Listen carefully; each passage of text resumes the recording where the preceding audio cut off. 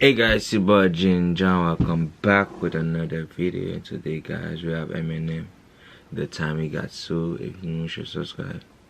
And yeah, so make sure you press the like button. You feel me? We have the good in the building today, so let's go.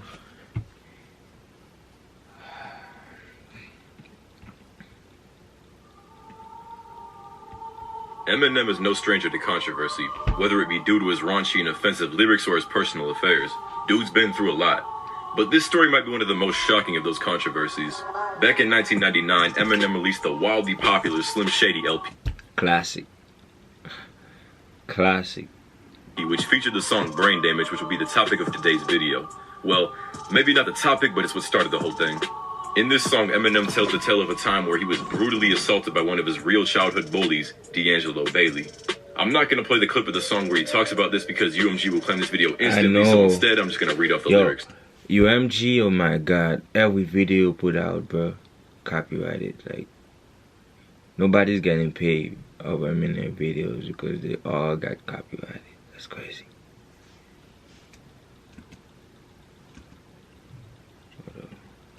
And hopefully they don't copyright that either. I was harassed daily by this fat kid named D'Angelo Bailey, an 8th grader who acted obnoxious because his father boxes, so every day he'd shove me in the lockers.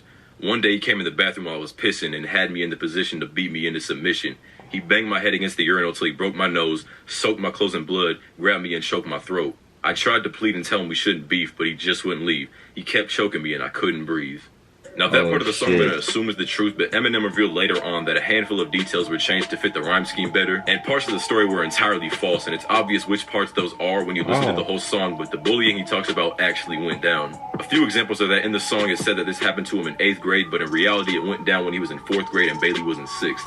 Eminem also says in the song that when the principal stumbles upon him getting beat up in the bathroom, he actually joins in, so obviously that didn't happen, but he was...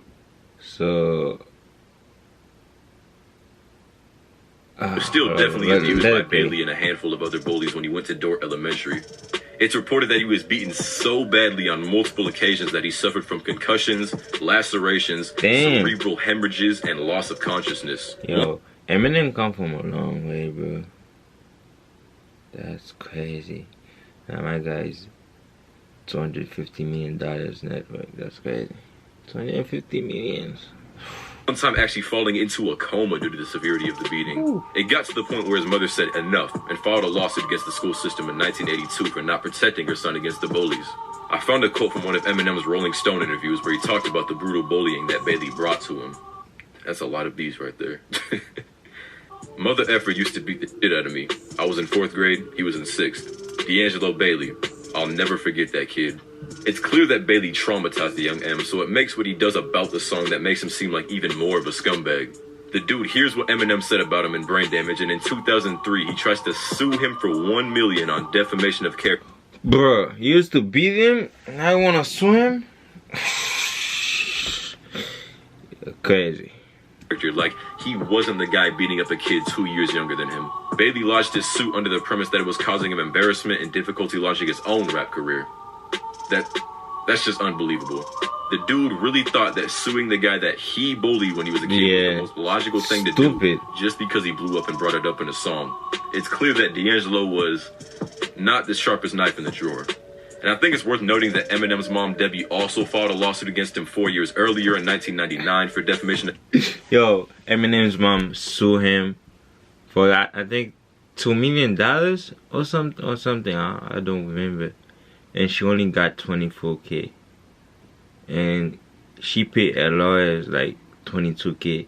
She only have like 2K, like $2,000. That's crazy. Of character as well, and wanted $10 million from him for his depiction of her in his music, but she lost the case and only got $1,600. It kind of makes you think, though. Oh my god. Is another one or just the same one? Either Eminem is lying in his music about D'Angelo and his mom, or he's salty that he's mostly telling you the truth. My gut feeling is leaning towards the latter, though, especially after both people lost their cases. I think they just wanted that man's money once he blew up, but back to the subject. In court, D'Angelo's biggest argument lied in the fictionalized parts of the song, which was a huge mistake. Bailey's lawyer argued that Eminem made it all up to create sympathy about his upbringing, stating, Eminem is a Caucasian male who faced criticism within the music industry that he had not suffered through difficult circumstances growing up and was therefore a pretender in the industry. Eminem used Bailey, his African-American childhood schoolmate, as a pawn in his effort to stem the tide of criticism. That's right. This man really tried to make this a race thing when that was simply not the case. The statement was even negated by Bailey himself when he said, "There was a bunch of us that used to mess with him, you know, bully type things. We flipped him right on his head at recess." Bully type. There's no bully type thing on this. Like, Says, when we didn't see him moving, we took off running. We lied and said he slipped on the ice. He was a wild kid, but back then we thought it was stupid. You just can't make this stuff up. I don't know how D'Angelo Bailey and his attorney walked into that courtroom thinking they were going to win. Their argument was that Eminem made it seem like he got it much worse than he did, but it was severe enough for Debbie Mathers to sue the school system over it, and I'm sure there are medical records of his condition, as he was hospitalized at least once due to the attacks. So I think it's pretty clear that it was as bad as Eminem made it seem. Bailey literally proved the realities of the song to be true by admitting to the bullying, and the fictionalized parts were just that. Fiction. Judge Deborah Servito could tell that they were full of it, and I gotta say, she's a real one. She dismissed the case, but not before spitting her own set of bars. She literally wrote her own rap. wow. She wrote, "Mr. Bailey complains that his raps are trash, so he's seeking compensation in the form of cash. Bailey thinks he's entitled to some monetary gain because Eminem used his name in vain. The lyrics are stories no one would take as fact. They're an exaggeration of a childish act. It is therefore this court's..." I messed that up really bad. "It is therefore this court's ultimate position that Eminem is entitled to summary disposition." I know. Bars. Nah, I'm playing. But on a real note, this is where I'm going to end the video because this is where the story ends. So I just want to say thank you for watching. Take a big L, my boy. Yeah. That's crazy. Now guys, all for the video. You know the vibe. Make sure to subscribe. Give this video 2 likes. Give it 100 likes. Come on, y'all.